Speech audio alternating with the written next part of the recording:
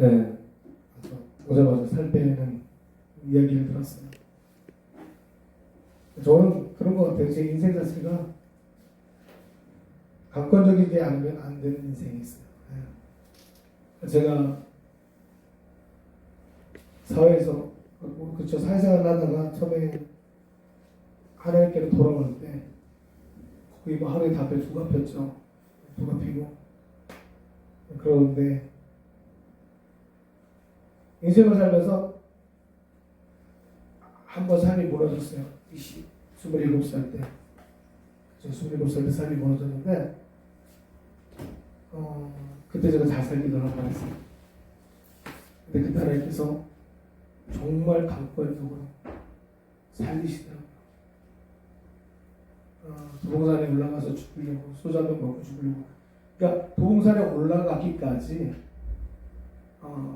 4번의 자살 기도를 했어요. 근데 그게 참 두렵더라고요. 이 자살이라는 게 되게 두려운데 자살 기도를 계속 하니까 자살이 쉬워져요.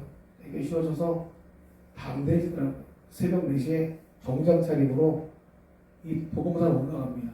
올라가서 이제 그 정상에서 그냥 소주 한 병 먹고 떨어져 죽으면 되는 거예요. 근데 밤꿈이 막 일어서 그 힘이 정말 두려움이라는 걸 느껴요. 제 생에 태어나서 처음 그런 두려움을 느껴요. 저도 모르게 막 도망쳐 내려온 것이 교회였어요. 저희 사촌 형님이 계속한 그 허가 나지 않는 건물에 교회 앞에서 저도 모르게 문을 두드리고 있는 거였죠. 그게 6시간 넘은 시간. 형님은 계시지 않고 전수사님이 있었어요. 거기 들어가서 그 내려가는 길목에 비를 맞고 추웠죠. 3월달에 왔으니까.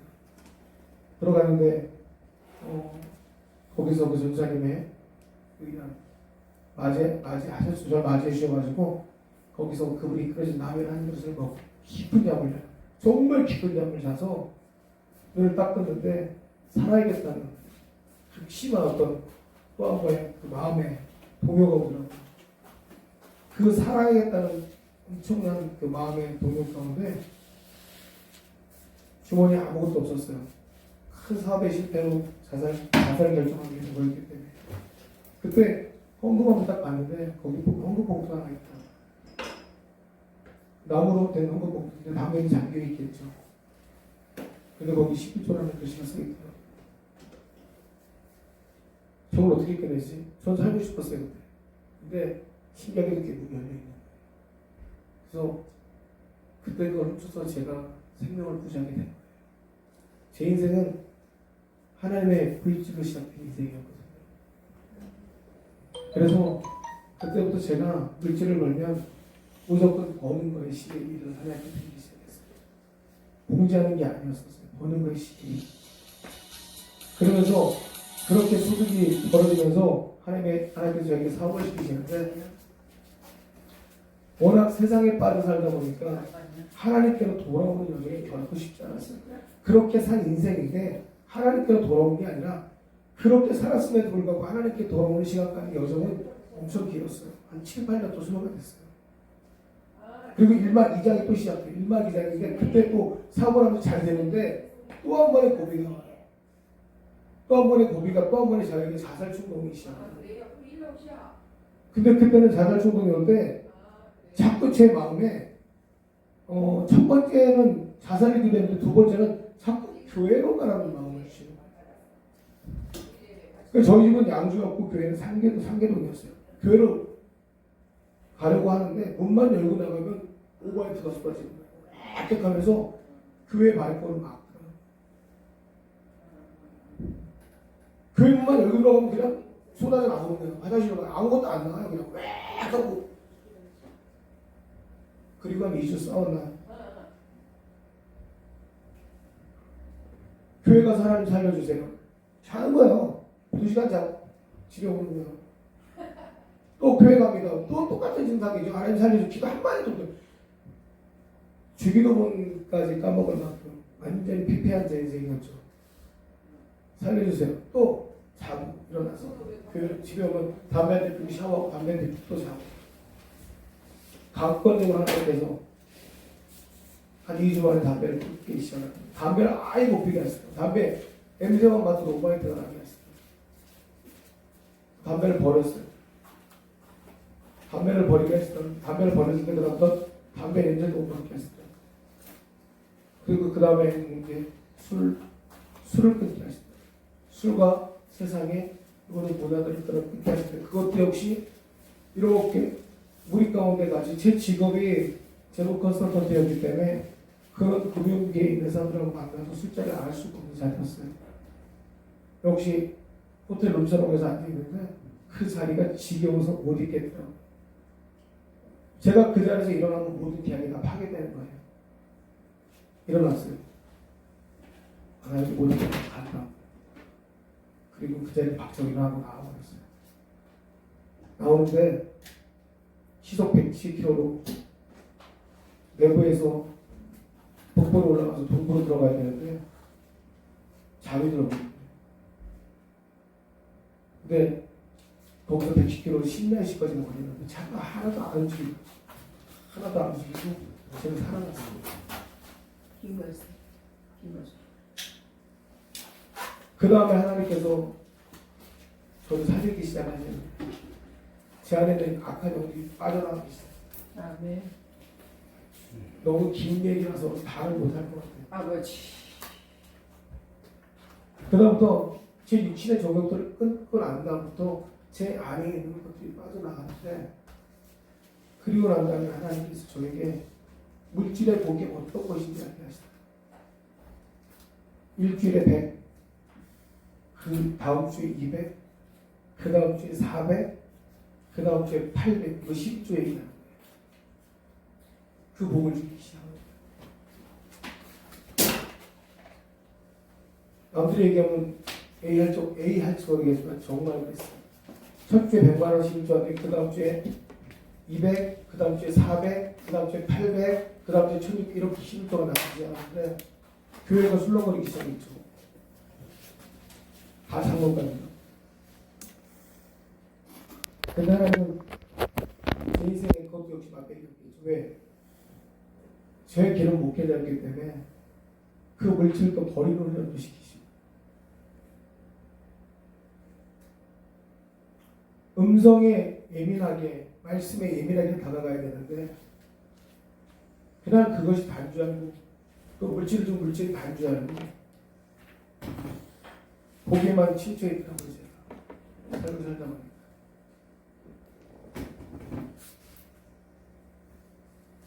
미련하면 미련한 만큼 강건하게 이끌어가시고요. 연약하면 연약한 만큼 다독여서 이끌어가시고요.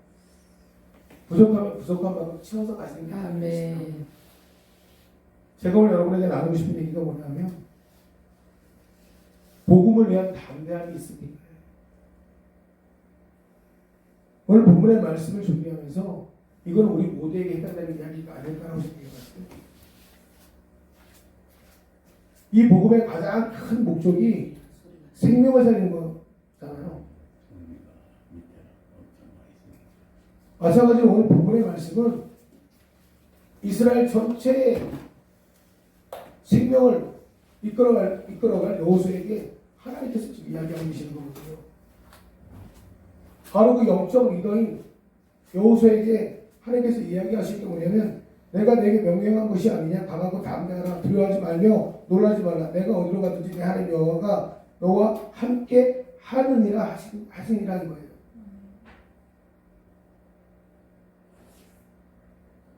하나님의 말씀이 들려지는 그 순간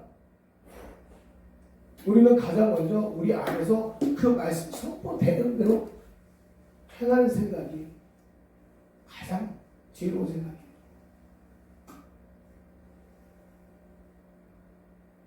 하나님이 나에게 주신 마음이 그대로 내 몸이 행하여졌을 때 그게 가장 큰 축복이 되더라고요. 내 육신의 것을 끊으려고 했을 때 그것이 그냥 순수하게 버려져 버리니까 그다음부터 하나님께서 행하기 시작하시더라고요.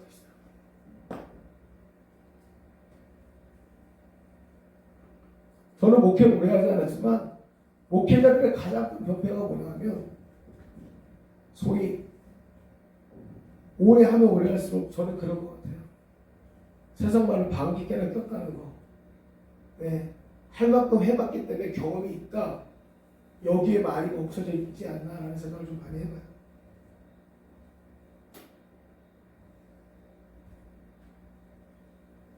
근데 정말 그리스도 앞에 생명과의 믿음이 나에게 있나는 한 번 더 우리가 테스트 해봐야 되지 않을까라는 생각해요.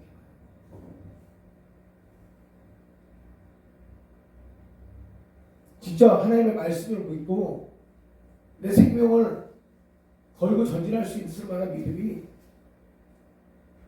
나에게 있는지, 아직도 그 믿음을 내가 소유하고 있는지는 우리가 한 번쯤은 나에게 다시 물어봐야 될 때가 아닌가 생각해 봅니다. 이스라엘이라는 저 250만이라는 어마어마한 양들이 나 하나 때문에 다 죽을 수도 있고 다 살 수도 있거든요. 내가 정말 영적 리더자로서 하나님 앞에 이 말씀을 들었을 때 저 요단강을 건너갈 수 있는 준비가 되어 있는 사역자인지 아니면 정말 준비가 되어 있는 하나님의 성도인지는 이 시간 우리가 먼저 하나님 앞에 물어봐야 될 거라고 생각합니다. 진짜 생명 살리는 복음 앞에 내가 영적 리더자로서 준비가 되어져 서 있는지는 다시 한번 점검할 때가 아닌가 저는 생각합니다.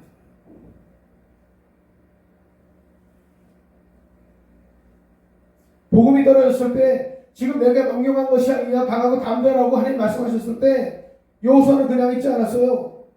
진중에 들어다니며 그 백성에게 명령하여 이르기를 양식을 준비하라. 사흘 안에 너희가 이 요단을 건너 하나님 너희 하나님 여호와께서 너희에게 주사 차지하게 하시는 땅을 차지하기 위하여 들어갈 것이라고 명령했어요. 하나님 명령이 떨어지자마자 여호수아는요 그 즉시 행함으로 옮기기 시작했어요. 정비하라고 했어요. 그 요단이 두려운 것이 아니었어요. 그 말씀 앞에 그대로 순종하기 시작했다. 내가 본이 없는 게 아니죠. 내가 능력이 없는 게 아니죠. 내가 말씀대로 가지 않는 거겠죠.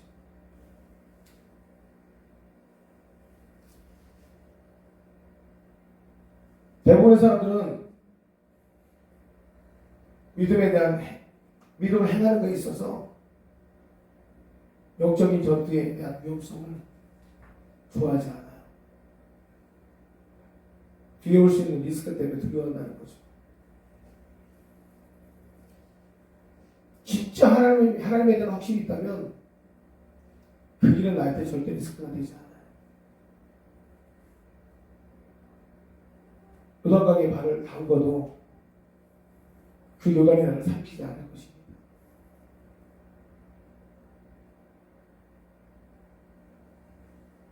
그런데 우리는 요단강에 발을 담글 수 있는 준비가 아직도 안 돼 있지 않나라는 생각을 해봐요. 많은 선배님들이 저에게 그러더라고요. 이 시대의 교회 부흥이 끝났다. 정말 이 시대의 교회 부흥이 끝난 걸까요? 아니면 3, 4, 5 짝을 적어서 서로 간의 설교를 나눠 쓰는 그런 모습들이 하나님 보시기에 있는 걸까요? 죽기 살기 하나님 앞에 매달려서 양들에게 먹일 수 있는 꼴을 구하는 목회자가 없는 걸까요? 아니면 책들을 답습해가지고 남의 책을 베껴 쓰게 베푼 목회자들이 이 더 이상 베껴 쓸 책이 없는 걸까요?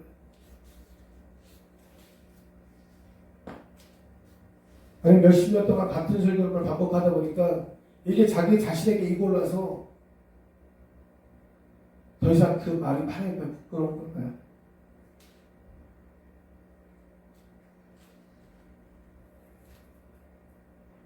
오늘 말씀에 하나님의 말씀으로 들려진다면 하나님은 분명히 역사할 거라고 믿습니다.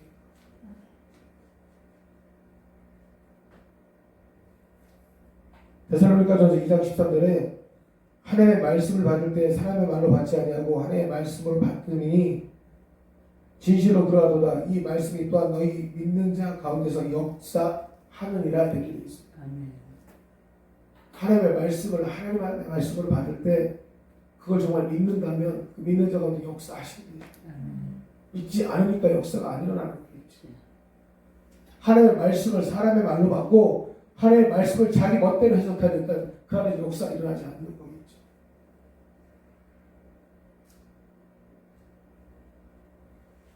하나님의 말씀을 그대로 받았기 때문에 진중에 다니면서 사단의 요단을 건너겠다고 얘기하는 거예요. 그랬기 때문에 요단이 멈춰지고 여리고에 가서도 담대하게 여리고를 돌고 넘어뜨릴 수가 있었다. 만약에 여기서도 멈칫했다면, 여기서도 내 생각이 들어갔다면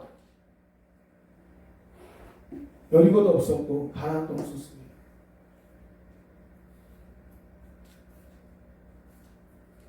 어디까지가 하나님이 우리에게 주신 축복일까요? 어디까지가 하나님이 우리에게 주신 능력일까요? 젊었을 때 잠깐 부흥하는 거? 어느 한때 잠깐 나에게 부흥의 역사를 일으키시는 거? 아니면 모세처럼 80이 돼서도 이스라엘이라는 한 나라의 전체를 부흥시키는 거? 아니 사도 바울처럼 도시 전체는 아니 로마까지 끝까지 하나님의 말씀을 듣고 찾아가게 하시는 거? 하나님의 능력을 우리가 잘 알 것이 아니죠. 그의 말씀을 끝까지 믿는 자에게는 하나님이 끝까지 그에게 부흥의 역사를 쓰시겠죠. 그의 능력을 잘 아는 것은 바로 우리겠죠. 그의 말씀이 영원한데 내가 영원하지 않은 거겠죠. 하나님 앞에서 내가 담대하지 않은 거겠죠.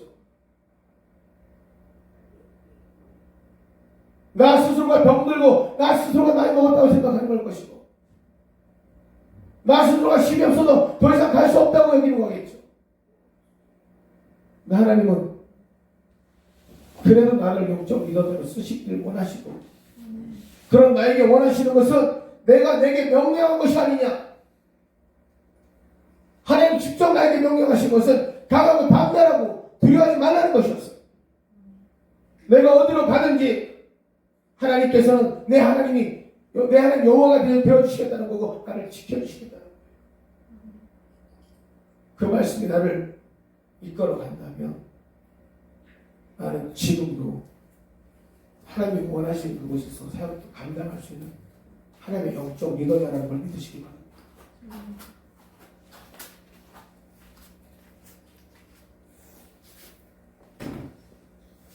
우리에게 주신 것이 막연한 것이 아니에요.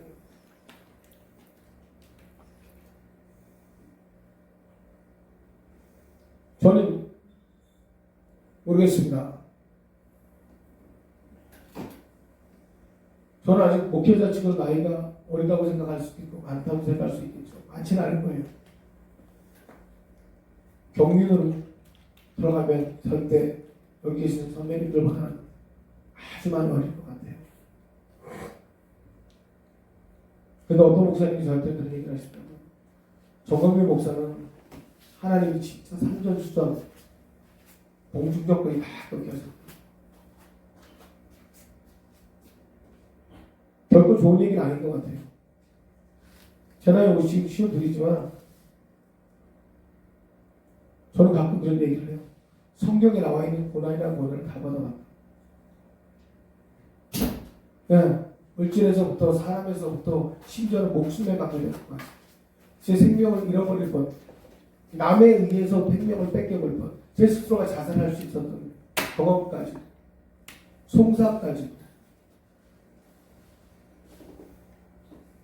극심한 가난까지도, 길거리에서 버려진 상황까지도, 배신까지도, 핍박까지도 아마 고난이란 고난은 다 경험했을 것 같아요. 성경에 나와 있는 진짜 고난은 다 경험한 것 같아요. 사자굴, 비유적인 표현일 수도 있겠지만 사자굴도 경험했어요. 하나님 거기서도 극적으로 살리시는 것도 봤어요. 그런 하나님을 경험하고 나니까 정말 성경이 성경처럼 보이기 시작하더라고요. 말씀이 살아서 역사하시는 게 무엇인지는 너무나도 잘 알겠더라고요. 그 말씀 위에 하나님이 어떻게 역사하시는 것도 너무나도 잘 알겠더라고요. 막연한 하나님이 아니라 진짜 하나님의 그 살아계심을 볼 때가 너무 많았었어요.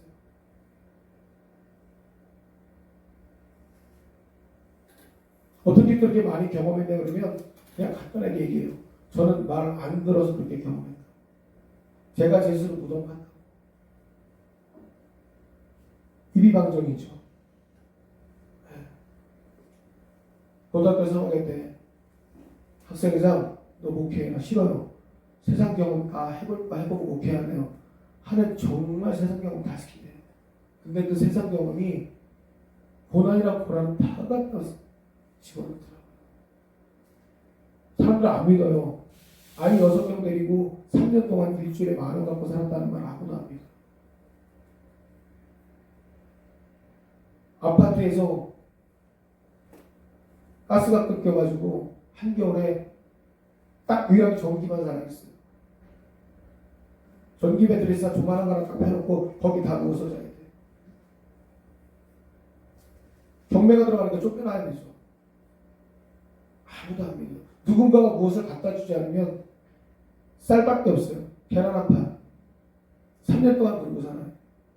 제가 시험 딱 가자마자 하나님께 물질 딱 끄시는데 그 물질 딱 끄고 그 고난 앞에 오직 말씀과 기도만 어떤 것도 못하게 하세요. 사람들은 저거 병신이라고 했어요. 바보라고 했어요. 나가서 일을 해야지. 일이요? 안 한 게 아닙니다. 제가 갖고 있는 재주가요. 돈 참 잘 버는 재주거든요. 근데 그 일을 딱 하는 순간 어떻게 되냐면 제가 모로 딱 누워갖고요. 시계 반대 방향으로 이렇게 돌아요. 모로 이렇게 옆으로 누워서 이렇게 시계 방향, 이게 시계 방향인가요? 이렇게 돌아요. 빙빙빙빙 12시간을 돌면서요. 머리가 터져나갈 것 같아요. 아무것도 못해요. 계속 회개만 하고 시키세요. 사람들 그거 말해도 몰라요. 일이요? 아예 못하게만 했어요. 아예 골방에 쳐놓고 기도만 시키세요. 말씀 보게 하세요. 공급 파역, 하나님 공급하시겠다는 거, 그거만 하라는 거예요. 저를 그렇게 훈련시켜가시더라고요. 그 고난, 그 역경, 끝까지 하나님 한번 붙잡고 한번 살아보라는 얘기예요, 네가 나로 살 수 있는지나 없는지를 한번 네가 버텨보라는 얘기예요. 다 순종했어요. 그렇게 불평불만 없이 하나하나 다 저녁 9시에 6개월 된 아이, 아니 5개월 된 아이가 뱃속에 있던 아이가 유산이 돼버려요. 10원짜리 하나 없어요. 아내가 피를 쏟아 어떻게 하나님? 기도해요. 누구에게 전화해요? 전화하면 그분이 돈을 보내줘. 저녁 9시에 음식으로 가는 거예요. 신기한 일이 벌어져요. 뱃속이 너무 깨끗해요. 애는 떨어져 나와요. 이런 경우 처음 봤대요. 긁어낼 게 없대요. 그런 경우부터 하나님께 아이가 온몸에 두드러기 와서 도달하기 시작해요. 10원짜리 하나 없어요. 형제들에게 10,000원 빌려달라니까 형제들이 차비도 안 빌려줘요.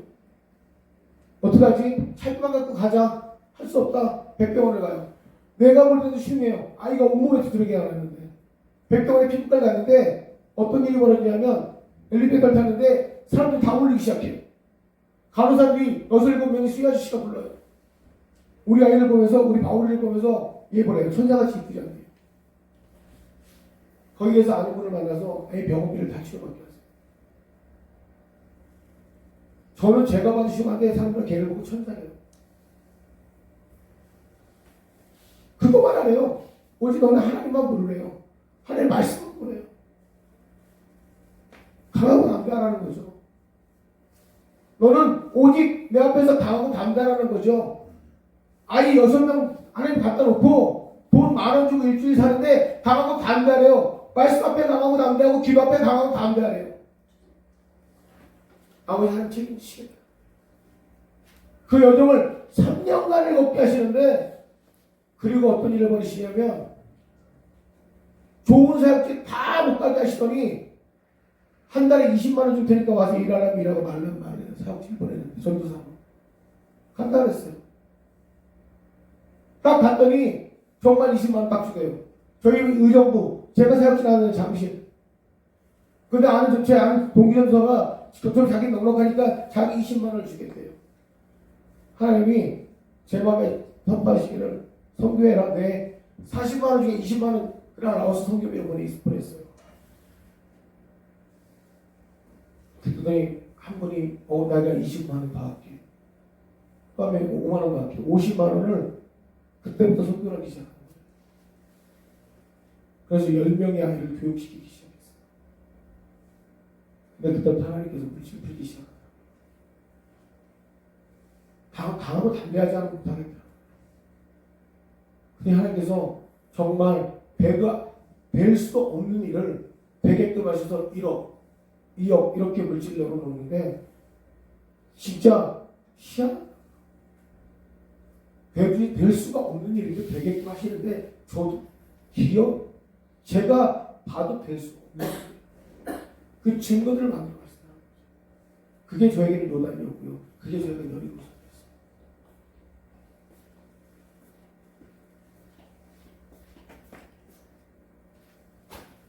여러분, 용기라는 것은요,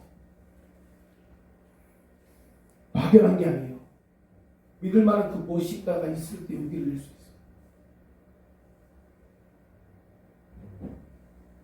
용기라는 것은요, 어떤 역경이나 반대에도 불구하고요, 이것이 맞다고 생각하면요, 밀어붙여서 그것을 승리로 이끌어낼 수 있는 강한 힘이 돼요. 근데 그것이 막연한 상태가 아니에요. 연약해서 내는 용기가 아니에요. 분명히 뭔가 믿을 수 있기 때문에 내는 거예요.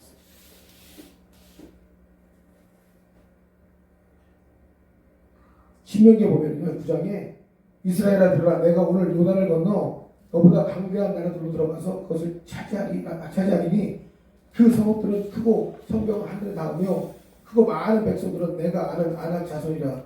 그에 대한 말을 내가 들었나니 이르기를 누가 아낙 자손을 내기 당하리오 하거니와 오늘 너는 알라. 내 하나님 여호와께서 맹렬한 불과 같이 내 앞에 나아가신즉 여호와께서 그들을 멸하사 내 앞에 엎드려지게 하시리니 여호와께서 내게 말씀하신 것 같이 너는 그들을 쫓아내며 속히 멸할 것이다.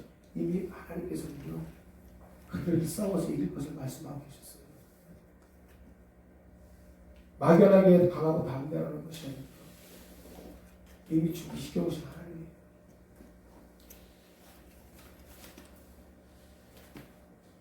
여러분이 말씀에 대한 믿음이 있다면 이 또한 능력입니다. 이 말씀에 대한 믿음은요, 모든 그리스도인들에게 다 주셨지만 다 주어졌죠. 그리스도인에게 다 주어진 사실이지만 모두가 그것을 나타내지 못합니다.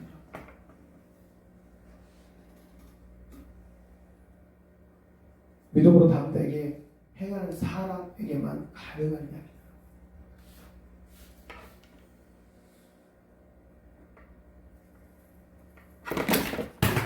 영적인 싸움 쉽지 않고 물질부터 쉽지 않습니다.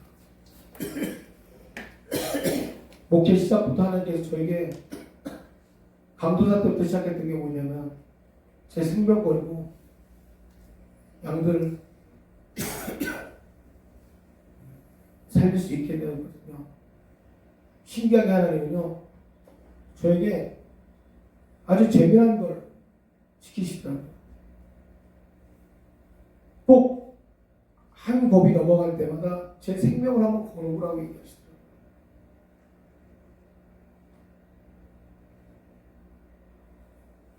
이 년간 한 영혼을 깨우기 위해서 10시부터 새벽 3시까지 같이 통성으로 기도하면서 예배하는 거. 그 악한 영혼과 싸워가면서 2년간을 그 시간을 보내게 하시더니 그 다음에는 3일간 금식하래요. 그 사람의 말이 귀에 들리지 않는다. 이 성경이 말씀이 귀에 안 들어오는데 저보고 그 사람이 대신 금식하래요. 근데 정말 금식이 딱 끝나고 나는데 그 친구가 성경 말씀이 귀에 들려오기 시작한다는 거예요. 그래서 지금은요, 우리 집사님이 계시지만요, 어마어마하게 놀랄 일들이 막 벌어지기 시작해요. 그 다음에는 한 생명을 위해서 네가 저에게 입혀놓은 이 목회자의 이 옷을 포기할 수 있겠네요. 왜? 다 저와 생명과 같은 거죠. 이번에 또 떨어졌어요. 금식 3일 또 떨어졌어요. 오늘 저녁 12시부터 금식 들어갔는데 하겠다 그랬어요. 3일이나 30일 돼요. 하나님 나라만. 근데 신기하게 하나님은 왜 자꾸 저에게 생명을 거는 법을 가르쳐주시는 거예요. 근데 이유는 간단해요. 내가 죽어요. 그가 살기 때문에. 그래서 저는 합니다. 네. 그 담대함이 없이는 영혼 못 살리겠다. 그렇게 훈련을 시켜왔어요. 그건 그분의 말씀이에요. 그 복음에 담대함이 없이는 어떤 것도 살릴 수 없어요. 예수님이 나를 위해서 죽은 것이 그 담대함이 없이 우리가 살 수 없거든요.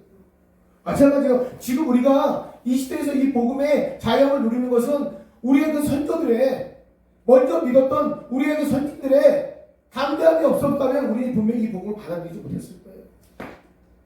그들의 스스로가 십자가를 졌기 때문에 그들의 핍박 가운데 그 복음을 받아들인 복음을 가지고 자기들이 생명을 걸었기 때문에 우리가 지금 이 자유함을 누리면서 복음을 마음껏 누릴 수 있는 거예요.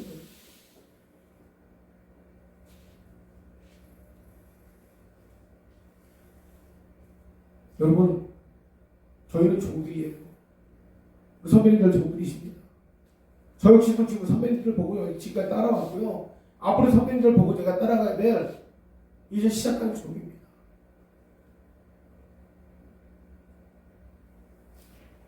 바울은 데살로니가 교회에 보낸 편지에서 그와 그 몇몇 사람들의 격렬한 반대에도 불구하고 복음을 전파하기 위해서 얼마나 큰 용기를 냈는지 보여주고 있어요. 너희가 아는 바와 같이 우리가 이전에 빌립보에서 고난을 받고 모욕을 당하였으나 우리 하나님 안에서 담대하여 많은 투쟁을 하며 하나님의 복음을 너희에게 전하였노라고 분명히 얘기하고 있어요. 이건 한글 킹제임스 번역본으로 제가 읽어드린 건데 왜 담대하냐는 거죠? 왜 담대하냐는 거죠? 사실이니까.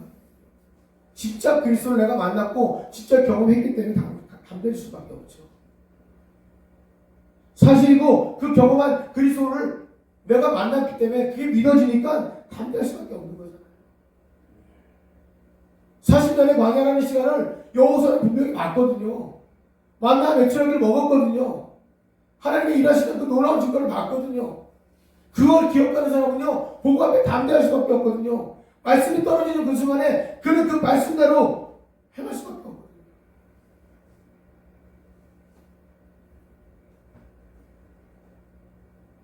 믿어지면 가더라고요.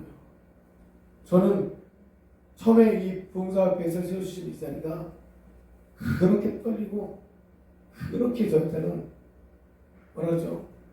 어떻게 해야 되지? 노심초사했던 자리였어요. 지금은 진짜 하나님에 감사해요. 이전 하나님이 제 평생에 경험했던 것들을 다 끄집어낼 수 있는 귀한 자리를 만들어주세요. 그게 얼마 전에 저희 교회 같이 예배하는 성도를 통해서 그 메시지가 아버지에 대한 메시지에 대해서 받았는데 그 메시지를 통해서 제가 많은 회복을 받았던 것 같아요. 특별한 메시지는 아니었어요. 한 교수님의 이야기였고 그 아버지가 장애자였죠. 상용사. 그러니까 병신새끼예요. 병신새끼. 아버지가 병신이고 새끼. 상용사의 카드 가지고서 병치료 받을 거 아닙니까? 사람들이 그걸 놀렸을 거 아닙니까? 그러니까 그거에 대한 얘기죠. 그러니까 그가 그 수치심을 느꼈을 때 나중에 이국종 교수님의 이야기인데 나중에 자기가 이제 다른 병원에 갔을 때 그 병원에서 자기를 보면서 야, 넌 정말 좋은 아버지를 뒀다 하면서 그 이학산이라는 그 외과 의사를 찾아갔을 때 너는 그 아버지를 통해서 정말 좋은 공짜로 이렇게 진료를 받지 않냐 이런 그 메시지를 들으면서 자기가 의사가 되어야겠다라는 이런 이렇게 이야기예요. 이런 이야기인데 그러면서 환자는 돈 낸 만큼이 아니라 아픈 만큼 치료를 받아야 된다. 마찬가지잖아요. 이 이야기를 메시지를 들으면서 제가 병신새끼인데 우리가 만약에 그리스도를 만나지 않았으면 내가 병신새끼인데 내가 그리스도를 만나서 여기서 복음을 전하면서 한 명의 양이라도 먹일 수 있는 것이 얼마나 감사한가 싶었어요. 그런 나를 영적 아버지로 만나주는 그들이 너무 감사해서 그것 때문에 제가 많은 회복이 된 것 같아요. 그래서 제 속에 있는 사실 부끄러운 과거를 꺼낼 수 있게 되면서 너무 편한 자리가 됐어요. 네. 그게 저에게는 너무 감사하고 너무나 좋은 증거가 되더라고요. 근데 그렇더라고요. 복음이라는 것이 정말 형편없는 나에게는요 생명과 같은 증거가 되고요. 그 생명과 같은 증거가 나를 살리는 것이 아니라 나를 살리고 내 안에 있는 모든 것들을 회복시키면서 내 양들과 함께 같이 풍성함을 주는 것이 진짜 복음이더라고요. 근데 그 복음은 정말 담대한 나의 또 다른 모습이 되어 있더라는 거죠. 여러분, 우리 선배님들, 우리는 정말 목회자잖아요. 먼저 우리 스스로가 그리스도 앞에 담대했으면 좋겠어요. 내가 그리스도 앞에 담대하다면 어떤 말씀이라도 양 앞에서 담대할 수 있다고 저는 믿습니다. 그 말씀이 부끄러운 말씀이 아니고 담대한 말씀이 돼서 내가 먼저 그것을 넘어가면요 양들은 분명히 종을 따라 넘어올 수 있다고 저는 생각해요. 우리가 부끄럽기 때문에 양 앞에 있는 믿음을 선포하지 못하는 거예요.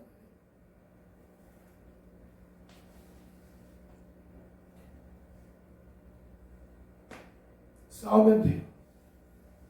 내가 말씀으로 싸워서 넘어가면 이곳에 오는 우리 오랩산 축복기도원에 오는 어떤 영들도 다 넘어가고요. 우리가 심하고 있는 교회에 어떤 종들도 어떤 양들도 다 넘어갈 수 있어요.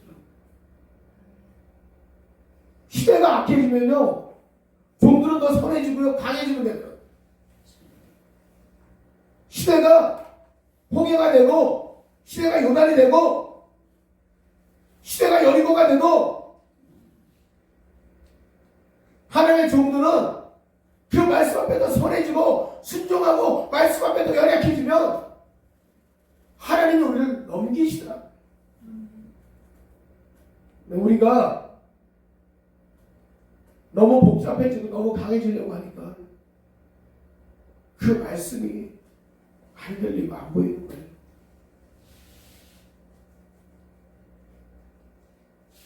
단순하신 하나님 오직 말씀만 듣게 만들어 오셨는데 우리가 너무 복잡해지지 않았나 저는 생각해 봅니다. 강하고 담대하라는 말씀은 사람이 하신 얘기가 아니라 하나님 우리에게 하신 말씀입니다. 하나님께서 영적 리더자에게 여호수아에게 하신 말씀. 그 말씀은 바로 가장 부족한 저에게 하신 말씀이고 우리 사랑하는 선배님들에게 하신 말씀입니다. 나는 예수복 능력협의회 또 아까 우리 선교회를 소속했지만 강하고 담대했으면 좋겠어요. 우리가 앞으로 이 시대를 넘어가는 정말 강력한 그리스도의 마지막 종들이기를 다시 한번 예수님의 이름으로 간절히 부탁드립니다. 우리 같이 기도했으면 좋겠습니다. 하나님, 오늘 우리에게 말씀을 주셨던 강하고 담대라. 하나님의 말씀은 곧 나를 살리시는 복음이 되길 원합니다. 내가 세상 앞에 강하고 담대하고 그 담대한 아버지 믿음을 가지고 생명을 살리는 진짜 복음의 사람 될 수 있게 역사하시고 하나님 인도하여 주시옵소서. 우리 다같이 주님 한번 부르면서 기도하기를 원합니다. 주여 하나님 감사합니다. 이 시간 주님의 놀라운 증거함을 세워주시고 귀한 아버지 교회를 세우시고